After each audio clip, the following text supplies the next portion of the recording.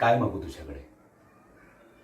आजवर जे मागितले ते सगळं दिलंस, न मागताही बरंच काही दिलंस.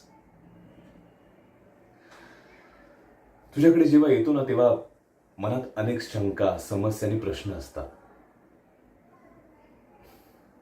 पण एकदा का तुझं दर्शन झालं, सगळ्या समस्या दूर होतात. कसं नाही, कसं जमतं तुला ह्या सगळ्या गोष्टी मॅनेज करणं? तुलाच काय विचारतो. तूच तर या संपूर्ण सृष्टीचा करता करवीत आहेस. सगळ्यांच्या पापपुण्याचा लेखाजोखा आहे तुझ्याकडे.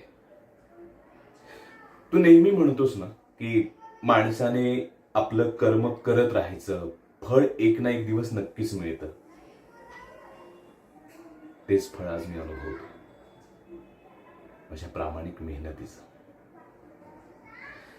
हा, पण या सगळ्यात तुझी साथ आणि तुझा आशीर्वाद नसताना तर काही शक्य नव्हतं. माझ्यासारख्या अनाथ मुलाचा तूच तर झालास बाप आणि आई.